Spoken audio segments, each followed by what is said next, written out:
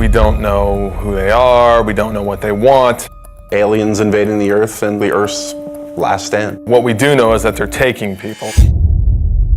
It's basically not a remake, but a reimagining of the original XCOM game. Well, core principles from the original that we wanted to build on was basically everything. XCOM is about Earth being threatened by an unknown enemy. The world bonds together and they form an elite military organization, the most elite in the history of the world, and that's where the player comes in. They are the commander of this organization. I think we were all fans of the original, working for Firaxis, we're all fans of squad-based, turn-based strategy, so I've played just about every turn-based strategy game out there. I think we all had a lot of ideas and things that we wanted to do and things we liked about all of the games that we played in the past.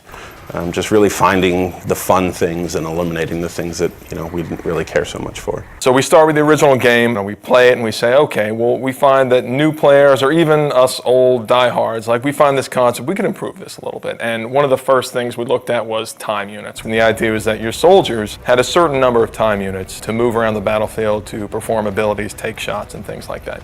And actually it worked great in the sense that you had this resource that you were hoarding and that you had to be careful, because when you spent too many, you could find yourself exposed and in dangerous situations. So there's this great risk-reward mechanic.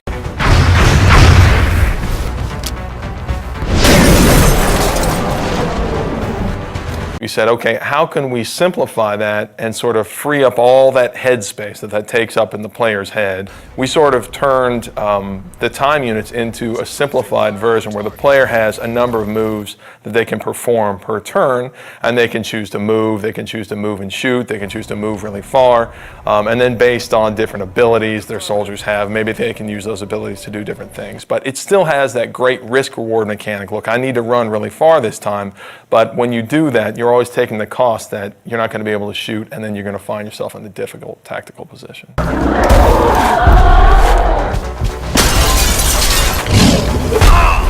The other big thing I think that we did was we added cover to the game. Now tactically you have a lot more important decisions to make based off of being in low cover and high cover, flanking aliens. So in some ways we feel like we made the game more tactical. One of the advantages I think we have as a turn-based game is that we can move the camera around wherever we want.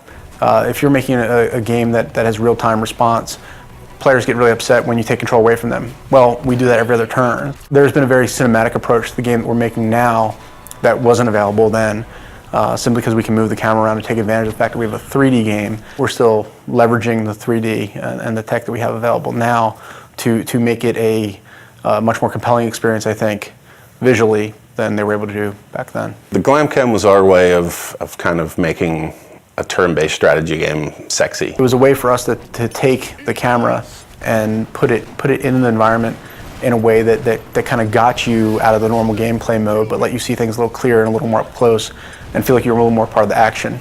The idea is that when your soldier goes to take a cool shot, then the camera can drop in, and we've got these great dramatic scenes where your sniper's lining up this super long shot and you'll see it fall right down the barrel.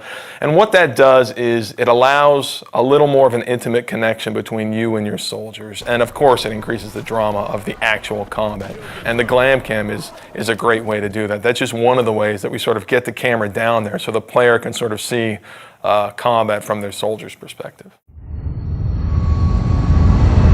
The base was a really unique challenge for us to design. When we started on it, it was flat and more like a level in the game. And we really wanted to have base building, but we ran into some really difficult challenges on it being flat and working more like a level. And at a certain point, a couple of my guys had come in and they said, you know what, we keep talking about this as an ant farm. Why don't we make it like an ant farm? It is very much, the G.I. Joe base that the kid down the street had that you didn't have, that you got to play with every once in a while if you went to his house. So when we made it, that was one of the things I think really stands out. I think it's a really unique feature to the game. It allows us a lot of flexibility for optimization and for the player to be able to build and expand. And it's a really different, I haven't seen represented that way really ever. And on top of that, they're actually expanding the structure, customizing the facilities that they're adding to their base. We want them to be able to see their soldiers interacting and their scientists, and so I think it's this really neat moment where you get into the game and you have this physical structure that you've customized and you've made the decisions about what you want to focus on, and then you can see your soldiers that you've leveled up and you've grown attached to, you can see them interacting, and it's something that I think we're really proud of. We're really excited for people to see.